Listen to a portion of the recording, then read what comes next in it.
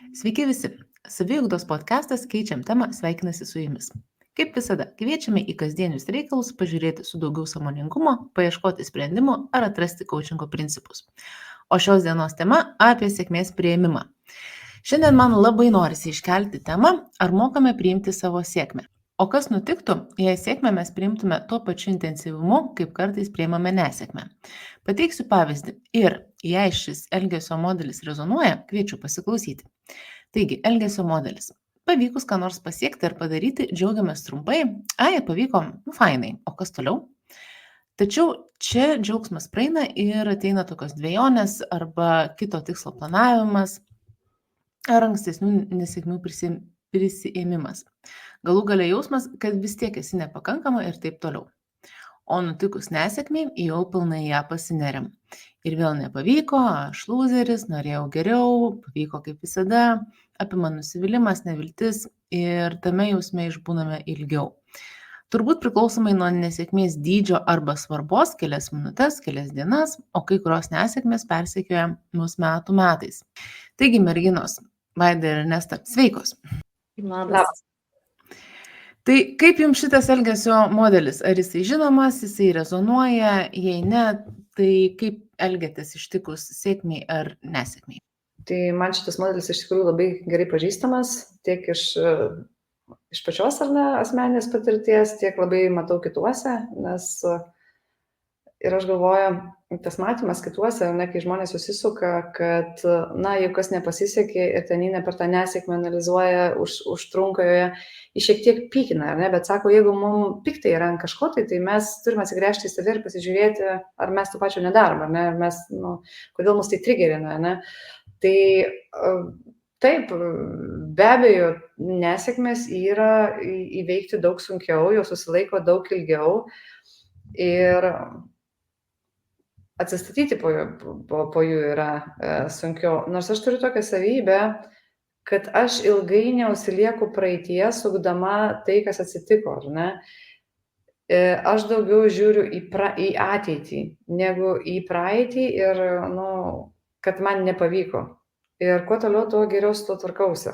Aš gal pasidalinsiu tokia visai nesena savo asmeninę istoriją, kai pavykus pasiekti sėkmę, įdėjus daug darbo ir ilgą laiką trunkančio darbo, tas rezultatas, tokia finišo tiesiog įvyko ir nutiko įdomus dalykas, kad kai ta sėkmė jau pasitvirtino, tapo matoma, aš pagavau save, ieškant priežasčių, o kas galėtų slypėti, kažkaip per kitus kampus per tą sėkmę.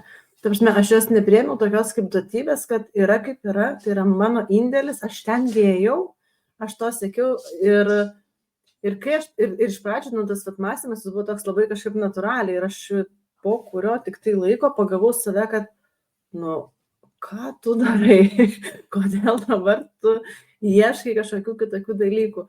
Tai atsakant į tavo klausimą, Laura, labai pažįstamas tas modelis yra ir pati siekiamybė yra matyti išmokti visą dūšią tą sėkmę džiaugtis. Ir atitinkamai tada racionaliai reaguoti į nesėkmes ir ten trumpinti laiką. Bet sėkmė džiaugtis, man atrodo, čia kodėl taip nutinka, labai daug skirtingų dalykų susideda, ar ne? Tai yra toks susibūręs kamuolys iš įvairių aspektų ir tam, kad pakeisit elgesio modelį, reikia visus tuos aspektus prakedenti. Tai manau, Ernesta, kad pakedensime tuos visus aspektus, nes suprantu, kad tas modelis rezonuoja daugam, aš irgi nesu visiškai išimtis, tik tai dabar irgi, kaip galiu prisijungti prie jūsų abiejų, kad šiuo metu yra mažiau šito, bet anksčiau tai aš ypatingai vertindavau savo visus pasiekimus ir netgi galvodavau, kad tikrai jau čia, kad ir ką aš be pasiekčiau, bet kas čia gali viską tą padaryti, čia nieko ypatingo nėra ir iš tikrųjų susidūriau su tuo, kad aš net nemokėjau kitaip mąstyti. net nežinojau, kad galima kažkaip kitaip. Ir jeigu matydavau žmonės, kurie kažkaip kitaip galvodavo, ar ne, labiau džiaugdavosi savimi ir savo pasiekimais, aš galvoju, nu jo, bet jie vat iš tikrųjų daugiau vat pasiekė negu aš, nu, o aš tai jau čia tikrai nieko, nu neįmanoma. Tai vat aš manau, kad buvau įkliuvusi šitas tokias numenkinimo pinkles. O kaip manot, kas iš tikrųjų trukdo priimti tą sėkmę? Man toks pirmas dalykas kyla galvoje, žinai, perfekcionizmas. Tai, nu, atrodo, gerai, pasiekiau, turiu, bet tada, ar dar tada pasianalizuoju, žinai, supranti, ar ten tikrai tai buvo, ar čia man pasisekė, ar aš darbo įdėjau, kaip kiti įvertins, ar ne, ar tikrai tai yra tobula man, ar tai atitinka mano standartus. Ir yra dar vienas toks dalykas kaip socialinės, ar ne, tos nuostatos, su kuriomis mes gal ir užaugome, kaip tie visi įsitikinimai, ar ne, tie visi posakiai, kad sėkmė mėgsta tylą ir visi šitie dalykai, ar ne. Ir tada dar grįžtant prie to perfekcionizmo, pagalvoju, gerai, ar tai yra vienkartinė sėkmė, ar dabar tada jau nesinori nukristi nuo to standarto ar nuo tos sėkmės, ar ne, kad vėl nekristi į duobę. Tada atrodo, kad žmonės seka ir sakys, vai, čia vieną kartą pasisekė, tai jau norisi išlaikyti tą kartelę ir tas gaunasi toksai kaip ir tos būtinos, nu, tokios norimos sėkmės, kaip ir maratonas, nu, žodžiu, daug dalykų, ar ne. Tai visi šitie dalykai, nu, trukdo priimti tą patį faktą, kad ar man pasisekė, ar aš padariau, ar ne, nu, tai mes ir kalbam tikriausiai apie sėkmę, ne tai, kad ten man išlošiau ar ne loterijoje, bet tiesiog, kad aš padariau ir aš pasiekiau tą rezultatą. Aš dar galvoju, bet kuo papildyti tai, ką Vaida įvardino, kada sudėtingiau būna džiaugtis sėkmė arba mes ją sumažinam, tada, kai ją pasiekėme situacijose, kuriuose savimi nepasitikim. Kai galbūt nusprendžiam išbandyti kažką mum naujo, daug pastangų įdedam, bet atrodo, kad dar per mažai, ar ne, tas toks mažas pasitikėjimas savimi. Šitas galvoju, kad svarbu vaidmenį vaidina. Tada galvoju, kad tą sėkmę prislapina arba tą džiaugsmą sutrumpina mūsų pačių mąstymas yra, ar mes dėmesį kreipiam į save, ar dėmesį kreipiam į kitus. Ir jeigu esame iš tų, kurie labiau linkę kreipti dėmesį į išorę negu į save, tada reikia labai stipraus patvirtinimo iš išorės, o kartais būna, kad tą sėkmę ne išorė patvirtina, ne? Ir sunku pasidžiaugti, arba dar kažkas užmeta kokį juoką netinkamą, ar šiaip mažesnė replika, žiūrėk, jau tavo jausmas, džiaugsmas ir buvimas tame džiugesy mažėja ir trumpėja. Ir dar galvoju, kad šiuolaikinis, čia labai jau klišė gal toks pasakymas, bet šiuolaikinis gyvenimo tempas daro daug ką. Nes mums atrodo, kad reikia labai greitai perėti nuo vienos sėkmės iki didesnės sėkmės. Dar daugiau, dar aukščiau ir vis geriau ir geriau ir geriau. Ir tas toks jausmas, kai tu net ir pagalvoji apie tai, ką tu pasiekiai, bet jeigu suvoki, kiek dar nepasiekiai, sumažina sėkmės pojūtį.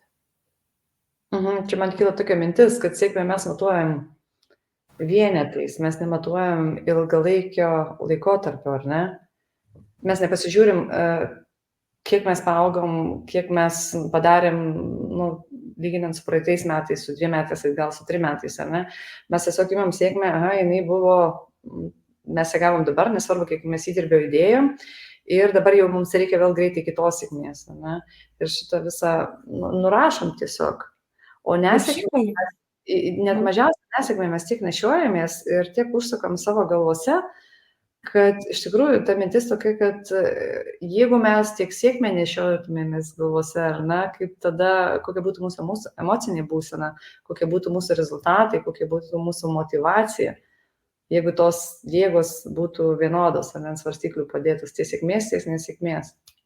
Ir ką aš Vaida, kai sakai, matuojam sėkmę vienetais, kur, manau, dar kas prisideda, ar ne, kad kai mes kalbam apie sėkmę, tą pasiekiamą, labai retais atvejais pagalvojam apie jausmą patyrus sėkmę. Ir kai būna, kai su coachingo sesijų metu su klientais, kai kartu dirbame, paklausus, o kaip tu jausiesi, va tada toj finišo ar ne pasiekime, dažnu atveju žmogus nežino. Ir reikia gerai pasukti galvą, kaip aš jausiuosi, dar tos jausmus gebėti vardinti. O kitas dalykas, kas bando manifestuoti, ar ne, tai ten viena iš krypčių yra pabandyk jausti tą sėkmę. Ir tame būna irgi labai didelis iššūkis ir visų pirma, matyt, klausimas kyla dažnam tai bandančiam padaryti, kaip man žinoti, kaip sėkmė jaučiasi. Bet mesgi kiekvienas šiaip žinom, kaip jinai jaučiasi, nepaisant to, koks pasiekimas yra. Bet turbūt, jeigu reikia įvardinti, kaip jaustumėtės nesėkmės atveju, tai jau čia problemos nekyla. Įtariu 3, 2, 1 ir važiuojam. Sąrašas. Nes tada iš tikrųjų atsiranda tas toksai, o kas jeigu nepasiseks, ne? Ir noras apsidrausti, atrodo, ar ne?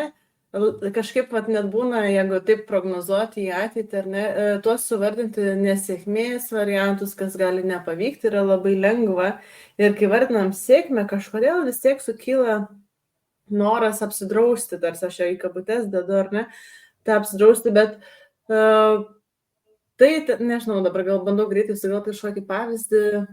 Sakykime, labai didelė svajonė pirkti namą, ar ne? Pirksiu namą, bet jeigu bus ten taip ir anaip, tai tada atidėsiu planus. Jeigu ten kažkas, tai žinok, dar nežinau iki 100%, nu čia taip galvojam. Ir jau vat iš tos perspektyvos jau tada sumažinam sėkmę. Taip, nors jeigu paimti tą coachingą, ne, kai eina planavimas ir tikslių dėliojimasis, tai būtent tai reikia pasižiūrėti, kas galėtų sutrukdyti. Ir pasiruošti tam, kas galėtų sutrukdyti. Bet ką mes dažniausiai padarom, mes įsivardinam, kas mums galėtų sutrukdyti, bet mes nepasigilinam, ką mes su tuo galim padaryti, tos nesėkmės atveju, ar ne, einant į tikslą. Ir dar čia irgi yra kampas, ne, nes galvom, kaip tu įvardinai, bet mes galim galvoti ne kas sutrukdyti, bet kas gali padėti pasiekti. Taip, tai, tiksliai taip ir nusistatome, ne kas padeda, kokios stipriosios pusės, kokius mes resursus turim ir tas pats, kas mums gali sutrukdyti, ar ne, kas gali atsitikti, nutikti, ko mums dar trūksta, ką mums galbūt dar reikia išmokti. Tai ir tada apsiginkluoti iš dviejų pusių, ar ne, o mes dažniausiai įsivardinam ir ten, ne, tai man nepasiseks ir net nepasiteiraujam, o gal ten visiškai nulinis dalykas, arba kažkas tikrai gali padėti. Aš dar galvoju, kad šitoje vietoje gal sėkmė kartais būna sunkiau prognozuojama. Ne, nes jeigu nepasiseks, tai kažkaip ir aiškus tas scenarijus. O jeigu pasiseks, tai tu kartais net nežinai, kaip tavo gyvenimas pasikeis nuo tos sėkmės. Ir aš galvoju, kad galbūt čia atsiranda toks sunkumas ir įsivardinti, ir planuoti, nes žmonės nemėgsta nežinomybės. Bet man šita vieta, Laura, tokia gal keistesnė atrodo. Kad su sėkme susijęm didesnę nežinomybę, negu su nesėkme. Aš galvoju, kodėl? Matyt todėl, kad mes daugiau laiko ir energijos investuojam galvojant apie blogus planus. Ir per mažai laiko galvojam apie tai, kas bus. Nes jeigu aš pabandau įsivaizduoti, nežinau, sakykime, kad 25 metų gale aš būsiu milijonierius, uždirbsiu savo pirmą milijoną, man sunku įsivaizduoti ir kai man sunku, aš atsitraukiu. Vietoj to, kad eičiau į gylį ir galvočiau, gerai, tai kaip čia mano tas gyvenimas atrodys, ko man ten jame reikės. Žinau, čia gal toks drastiškas, aišku, pavyzdys, bet mažai. Ir tada yra lengviau sugalvoti, bet bilieto dažnai nelaimingi, mes jau žinom tos scenarius, nes esame atidirbę. Čia tas pats, kad tos neuronų jungtis, automatinės reakcijos į dalykus, ten, kur esame atidirbę, ten kaip greitkeliu nuvažiuoja, o jei norim kažką pakeisti, kažką kitaip, reikia gerokai save pakontroliuoti ir paminti. Tai man atrodo, čia lygiai tas pats, kai tikslą užsibrėžiam, nes išsibrėžiam tikslą ir veiksmų planą susidarom, bet retas iš mūsų pagalvojam, kaip atrodys ta diena, kai aš tą tikslą pasieksiu ir kaip atrodys dienos po to, koks aš žmogus būsiu, kai aš tą tikslą pasieksiu. Tikrai taip. Ir aš galvoju, kad iš tikrųjų mūsų tos sėkmės planavimo galbūt, ne, tos neuronų jungtis tikrai silpnos yra ir jau vien genetiškai tas yra, nes smegenys jau toks dalykas, kuris mus nori apsaugoti nuo visko ir lengviau netgi įsisavinam tą neigiamą informaciją. Bet čia ir yra tas sąmoningas mūsų darbas, ar ne, praminti sėkmės planavimo jungtis ir jas stiprinti. Man dar viena tokia, žinai, atėjo toks faktas galbūt į galvą, kad mes dažnai galvom, kad jeigu pasieksim sėkmę, tai mums daugiau, arba ten tą tikslą, mums daugiau nieko daryti nereikės. Ir tada, kai stukteli ta realybė, ar ne, kad palauk, čia tai nėra kelio pradžia šitas rezultatas, tai yra pabaiga šitas rezultatas, tai yra, kad toliau reikės daryti darbą ir galbūt netgi įdėti daugiau pastangų arba kitokių, ar ne, kažkokių pastangų, gauti kažkokių kitokių resursų. Ir tada aš tiek variau, tiek ėjau, tiek dariau, kad pailsėčiau arba pasidžiaugčiau, dabar man reikia eiti toliau. Nes žinot, kaip yra, pasiekti kartais yra lengviau, tai yra, ne kartais, ko gero visą laiką yra lengviau negu išlaikyti, nebent tai yra tikrai labai kažkoks konkretus tikslas, po kurio nieko nenori, toj srityje nenorima gauti. Ne? Ir mes matome, žinai, toks ateina pavyzdys iš tai, kad tu vardini iš gyvenimo, kai žmogus siekia karjeros. Ir tikslas būna, ir labai stiprus fokusas būna, paimkim pavyzdį, ar ne, jeigu iš specialistų nori žmogus užaugti į vadovą. Ir atrodo, kad jau ten, toj kėdėj, tai čia yra labai gerai, tai ko aš noriu, pinigai, nežinau, pripažinimas, kiekvienas turi savo, ar ne, motyvų. Ir tada, kai pasiekia, tada ateina tai, ką tu vardini, kita realybė, kur yra visai kiti dalykai. Ir tada žmonės visai nemažai patiria iššūkių ir sudėtinga su jais susidoroti, ko pasiekoje sudėtinga tą sėkmę pilnai išgyventi. Tai čia man dar, žinai, rezonuojasi su tuo, kad ar mes žinom, kur mes einam. Netgi ar ta pati situacija, kaip siekiant karjeros ir pasiekiant poziciją, kurios norim. Ir netgi ta pati situacija, kai įsigijant namą, ar ne, kai įsigijam namą, tada sužinom, kad ten reikia nuvalyti 32 langus, apravėti darželius, žodžiu, patiem remontuoti stogą, jeigu jisai sugenda. Tai labai tokie, žinai, kaip ir neapgalvoti dalykai dar gali įtakoti tą sėkmės džiaugsmą. Ir su to taip pataikai į mano istoriją. Nes aš tikrai labai, aš visą gyvenimą, nuo pat vaikystės mačiau save gyvenančią name. Ir tai buvo mano, toks vienas iš tų tokių materialių galbūt tikslų. Ir visada galvojau apie tą veiksmų planą, ko reikia, kad namą turėtų, ar ne?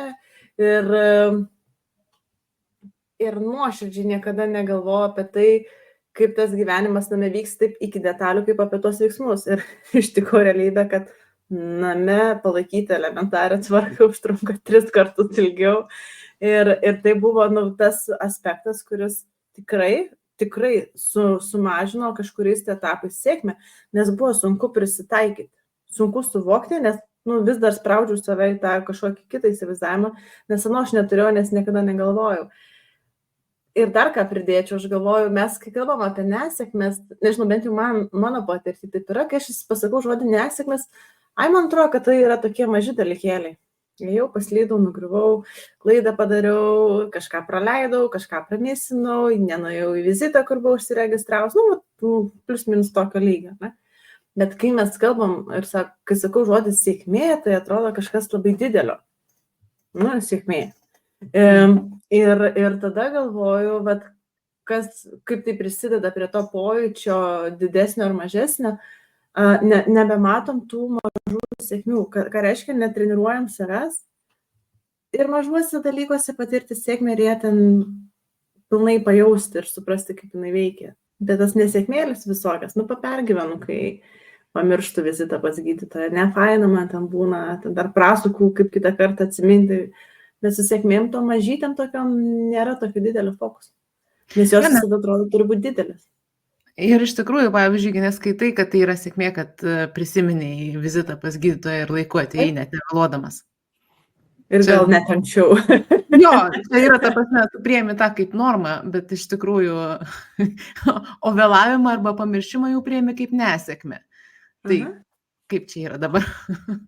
Ir dar, jeigu pridedant prie to, ar ne, buitinio pavyzdžio, bet turint vaikų, kartais nevėluoti į dalykus yra pakankamai sudėtinga, ar ne? Nes ne viskas nuo tavęs priklauso. Ir kai tu suvaldai tą situaciją, tą mini tokią krizę galbūt namie, tą šaršalą, kuris įvyksta, ar naini kažkur, labai retai priemi tai kaip sėkmę. Pasiekimą gal net nesėkmę, nes emokai čia sėkmė, čia yra stiprus pasiekimas. Pasidžiaugti, jo. Vyko ar nepadaryti, tai... Ir pasidžiaugti savim, ne to, kad vietoje, ar ne, bet kiek aš įdėjau ten pastangų, nes tikrai kartais būna daug reikia jų įdėti. Ir apšnau savo per petį. Mes su vaikais turim šitą dalyką, ypač jeigu aš viena jos vežu, tai būna toksai mašinoje trumpas ryto aptarimas. Jeigu nepasisekė, tai kalbam, ką čia kitą kartą geriau padarysim. O jeigu pasisekė, tai tada, net nevėluojam, čia, žodžiu, visi susėdam ir pasidžiaugiam, kad buvo geras rytas. Kaip faina. Sąmoningas formavimas. Jo, nes iš tikrųjų, kartais būna tie rytai tokie tikrai labai siaubingi su daug reikimo. Tai ir čia iš tikrųjų ir atsirado iš to, kad kaip skatinti tą teigiamą rytą, o neįvaryti daugiau streso, nes jo ir taip pakanka ten ir atsikelti, ir ten paskui surelis sutrupėjo į gabaliukus, ir dar ten dievai žino, kas atsitiko, tai daug iššūkių būna. Aš dar taip vis noriu įsiterpti ir galvoju, kad netgi priimti tą patį faktą arba nusistatyti savo kitas taisyklės, tos standartus, ne, kad jeigu su vaikais pavėluoti 15 minučių, tai irgi yra sėkmė, žinai. Ja, pasauleidė. Aš dar, žinok, vieną pridėčiau, įpročius, Man tokia per pavyzdžius sukasi įpročiai, kokius mes turim įpročius, šiaip gyvenime, jie daro įtaką taip, kaip mes mokam džiaugtis arba sureikšminti kitus dalykus. Jeigu mes turim įprotį padėjuoti, taip sakykime, ne? Tai įvykus sėkmiai surasim būdą tam įpročiai pasireikšti. Tuo tarpu žmogus, kuris turi įprotį pasigirti, įvykus nesėkmiai, ras būdą, kaip apsukti situaciją ir šitą įprotį realizuoti. Tikrai geras kampas. Dar galvoju, aš pati esu pasižymėjus vieną iš šitų, kas trukdo priimti sėkmę, aš esu įsivardinus tokį kaip savisaugos instinktą. Iš to išeina toks kaip ir kultūrinis kuklumas mūsų visų lietuvių, mes nemėgstam girtis, yra nemandagu, ar ne? Ir būna kartais netgi tam tikrose aplinkose baimė išsišokti ir baimė sukelti pavydą kitiem, nes sėkmė kartais sukelia tokias neigiamas kitų žmonių reakcijas. Tai kartais saugi ta zona yra būti maža pilka pelytė, kuri niekam neužkliūna, nes nieko ypatingo nedaro. Tai aš priskirčiau tokiam turbūt savisaugos instinktui. Ir dar daug kalbėjom apie tai, kad keitėmės tą mąstymo modelį, elgesio modelį. Gal galite įvardinti, kas paskatino padaryti šitokį pokytį? Aš taip netiesiogiai atsakant į tavo klausimą, tai aš pati save paskatinu.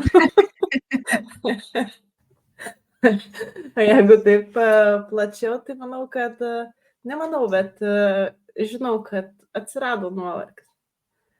Toks, nežinau, kiek jums pažįstamas jausmas, bet kartais pavargsti nuo savęs. Tai kažkada buvo etapas, kai jis ištiko ir tada reikėjo ieškoti būdų, kas čia vyksta ir kaip čia kitaip gali vykti dalykai. Visiškai sutinku irgi pati save, ar ne? Paskatinau, bet aš pastebėjau, kad aš turėjau nuo pat vaikystės tokį atmetimą klausytis skundų, nes man kažkaip tai visą laiką atrodė, kad gyvenimas vis tik tai nėra toksai juodas ir kad labai daug kas priklauso nuo mūsų pačių. Tai man kas labai padeda, kai aš prisimenu kitus besiskundžiant, aš pagalvoju, palauk, tai aš ne apie tai, ar ne? Tai tiesiog tos pasigrąžinimas į savo tą mąstymą, tai man irgi labai padeda. O tau pačiai, Laura? O man pačiai gal didysis perversmas įvyko, pradžia galbūt buvo jo terapijoje, kaip ir visų gerų dalykų pradžia. O šiaip aš sakyčiau, kad mano esminis suvokimas, kad galima galvoti kitaip apie sėkmę, buvo, kai klausiau Marshalo Goldsmith knygą What Got You Here Won't Get You There. Ir jisai daug ten nemažai rašė apie sėkmingus žmonės. Ir ten, kas buvo iškomunikuota, tai kad sėkmingi žmonės daugiau galvoja apie savo sėkmę negu apie nesėkmę. Ir net būna truputėlį tokiuose, nežinau, iliuzijose apie savo tas sėkmes, kad ta prasme, net tą nesėkmės gal net ir užignoruoja. Ir labai specifinis toks mąstymo būdas, kad aš esu sėkmingas ir iš esmės sėkmė asocijuojasi su savim kaip su asmeniu. Ir man kažkaip buvo labai nauja šitas požiūris ir beklausydama aš tos knygos, nes aš ją klausiau, man toksai atėjo suvokimas, bet tai palauk, jeigu šitaip galima galvoti, tai ir aš tada gaunasi, ir aš galiu būti sėkmingas žmogus, ar ne? Ir tada pradėjau žiūrėti, bet į savo gyvenimą ir galvoju, klausyk, viskas čia yra gerai, aš esu sėkmingas žmogus, aš galiu daug tų ir standartinių pliusų atitikti. Ir šiaip galvoju, kas man nesiseka, gal yra kažkokių dalykų, bet šitoj vietoj buvo labai nauja, šviežia mintis ir labai gerai net atsimenu tą momentą, kai man atėjo, kad palauk, taigi aš galiu galvoti taip pat. Tai, rekomenduoju stipriai šitą knygą. Aišku, iš knygų mes pasiemame visi, ką mes išgirstame, tą ir pasiemame, bet man iš šitos knygos labai stipri žinutė buvo apie tą tokią sėkmę ir žmonės, tikrai sėkmingų žmonės, kurie tikrai, angliškas žodis, delusional būna apie savo sėkmę. Man tavo istorija surezonavo su kito žmogaus labai gražia istorija, vėlgi coachingo srity bendradarbiaujant, nes tas, aš kaip tu sakai, aš mąstyti irgi taip galiu, čia nieko net nereikia daryti. Absoliučiai nieko papildomai nereikia, tik tais pasistengti. Ir klientės buvo labai graži istorija, kur pabandė kaip namų darbą, ar ne, mąstyti šiek tiek per tą įgalinantį savęs mąstymą. Ir ant kiek žmogus pasikeitė ir tos žinutės, kurios būdavo, kur žinai, aš pabandžiau ir taigi aš galiu, ir tas toks, kur atrodo jau nieko jinai nesakydama, visai kitokią energiją transliuodavo, visai su kita šypsena. Ir iš to pabandymo įsivaizduoti, kad esu ten, kur noriu būti, visai kitokie sprendimai rasdavosi situacijom, kurias sprendėsi. Tai tokia labai graži patirtis ir aš kiekvienam labai norėčiau palinkėti, pabandyti savo, leisti savo pabandyti, nieko blogo nenutiks 100%, bet efektas būna labai geras. Aš matau, kiek minės pas save, nes tai yra, ne? Aš labai tą žmogų prisimenu širdį nešioju, nes tikrai labai, labai graži patirtis. Ir man dar labai patinka vienas tas galvojimo būdas, mąstymo būdas, ar ne? Kai mes ką nors darome, tiesiog netgi jeigu vertiname, ar ne, save, iš kokios pozicijos aš save vertinu, galvoju, iš kokios pozicijos džiaugiuosi, ar ne, ar iš kentėtojo, ar iš sėkmingo žmogaus, ar iš kūrėjo, ar iš vartotojo, bet iš tos, žiūrėti, kodėl visą laiką reikia žiūrėti iš nesėkmingo žmogaus pozicijos, jeigu galim žiūrėti iš sėkmingo žmogaus pozicijos, ar ne? Ir ypatingai siekiant didesnių tikslų, tai mes duodam savo ilgesnį laiko periodą, per kurį mes einame ir mes vykdome tas mažas užduotis arba tos mažus žingsnius, kurie reikalingi nueiti. Ir jeigu vieną dieną kažkas nepasisekė, tai nereiškia, kad tau sukrito visas projektas, ar ne, tas visas tikslas tau nusibraukė, ne. Tai tada tu eini ir galvoji, nes tu turi dar laiko iki ten. Tai ką aš kalbėjau būtent, kad mes kažkaip tai tą nesėkmę iš karto pasigrėbėm, kad šiandien man nepasisekė, tai jau ir nepasižiūrim į tą didesnį tikslą ir į tą kelią, kur nuėjom ir į tai, kiek mums laiko dar liko, ar ne? Katastrofavimas, juoda balta mąstymo būdas, ar ne? Gal dar yra kažkokia... Kartais tą juodą baltą atliepiant, ar ne, tai kad tu sakai, kartais mes labai nepagristai susikuriam. Ir čia labai sveika tada jungti tiesiog sveiką logiką, ar tikrai yra taip, tas klasikinis klausimas, ar tikrai yra taip, kaip aš manau, iš ko aš žinau, kad yra tikrai taip, kaip yra, ir persitikslinti su savim, nes dažnai nušokam, kitą dieną paaiškėja, kad visai ne taip dalykai vyksta. Visai ne taip supratau situaciją, arba ne visą informaciją mačiau tuo metu, kai dariau išvadas. Tai čia, žinai, tas momentas, kai galbūt geriau palikti viską rytoj, žinai, išmiegoti ir tada visai kitas matymas. Gal dar kažką turite, kaip galima keisti mąstymo modelį? Mes čia vardinam knygas, gal dar yra kokios patirtis, podcastai, dar kažką gal galėtumėt pridėti? Tai man labai patiko seminarė išgirstas stiprybių, įsigilinimas į stiprybės, ar ne? Kai mes tiesiog ieškam ne savo silpnųjų pusių, bet stiprybių ir remiamės į stiprybės. Įsivardindami savo stiprybės ir būtent tam tikrus pasiekimus, ar ne, ir kaip mums ta stiprybė padėjo siekiant tų tikslų arba einant per šitą dieną, ar ne, su kokia mes stiprybė toj dienoj susidūrim. Ir tas leidžia daugiau save priartinti prie savo stipriųjų pusių ir tai, kad aš galiu, vietoje to, kad, aš negaliu.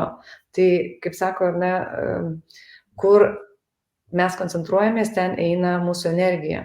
Tai būtent žiūrėti į stiprybės, koncentruotis į stiprybės ir ten nukreipti savo energiją. Aš dar gal įvardinčiau kelis dalykus. Vienas iš jų - išmokti vėl svajoti. Dažnas suaugęs žmogus nebemoka svajoti. Tai atmokti į viską žiūrėti tuo racionaliu protu ir leisti savo svajoti, fantazuoti, išsigalvoti dalykus. Ir labai gera praktika, kuri padeda grąžinti tą gebėjimą, man atrodo, kai jūs esate kažkur, pavyzdžiui, dabar ruduo ir vyksta įvairūs šviesų festivaliai, kur važiuojam pasigrožėti, ar ne? Pabandykite ten būdami susikurti savo pasaką ir istoriją. Kokia nors magiška, papasakokit savo, jeigu turit vaikų, anūkų, sūnėnų, krikšto dukrų ir taip toliau, pasakokit jiem, kas ten galėtų vykti, ar ne, kad tą fantazijos raumenį šiek tiek palaisvinti. Jeigu jūs einate pasivaikščioti miškų parku, pabandykit sugalvoti ten esančias gražias istorijas, lyg pasakotumėt pasaką vaikams. Tai labai gerai veikia ir tada atsiranda krepšelis tų svajonių ir tada gali atsirinkti, kurios yra tikrai tavo, kurios ne. Ir kitas dalykas, ką aš išmokau per savo patirtį ir labai norėtųsi kiekvienam įdėti, tą tokį suvokimą, kad paprasti dalykai iš tikrųjų veikia. Neieškoti kažko ten didelio, kažkokio įspūdingo metodo, įvykio, dar kažko. Paprasti dalykai, tai tas pats kalbant apie tai, kaip džiaugtis sėkme, pamatyti, kas gero tavo dienoje įvyko. Pagauti save, kai mąstai negatyviai. Įsivardinti ir pasikeisti tą minutę. Čia yra tokie visiškai paprasti, yra taip, kaip tu, Lauras, kai mąstyti, tiesiog pagalvoti, kad aš galiu būti sėkmingas ir šiandien aš mąstysiu, kad aš esu pats sėkmingiausias žmogus žemėje, pozicijai. Ir leisti savo eksperimentuoti, leisti žaisti, ar ne, per tą teigiamą prizmę su įvairiais scenarijais. Ir bet pagrindinė žinutė, aš taip dar galvoju, vis tiek būtų mano ta, kad tikrai veikia paprasti dalykai. Tos atsibodę pasakymai, jie yra tokie teisingi, kad naujų ieškoti jau gal net ir nebereikia. Žinai, kas man pradėjo veikti, aš paklausiau vieno įrašo YouTube Marshalo Goldsmitho, ar ne? Ir jis ten būtent įrašinėjo, kad apie bet, tačiau,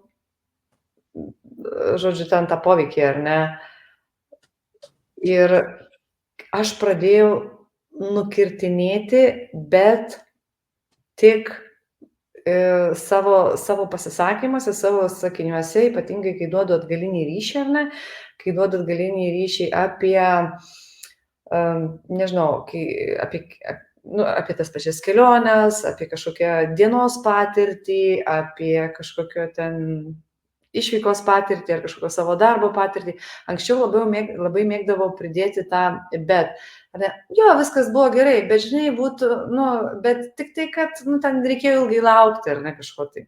Pavyzdžiui, restorane nereikėjo ilgai laukti maisto, bet tačiau ir jisai nukerta tą visą grožį, ne, nes iš tikrųjų buvo daugiau gerai negu blogai. Ir kažkoks toks buvo, aš galvoju, netgi įprotis, kad vis tiek reikia surasti, kas yra, dar ir blogai, prie to, kas yra gerai. Bet iš tikrųjų, ar tai, iš tikrųjų, kiek jisai mums padeda tas, bet tačiau tik norėjau, tik kad neišėjo, ar ten, tik kad nebuvo galimybės.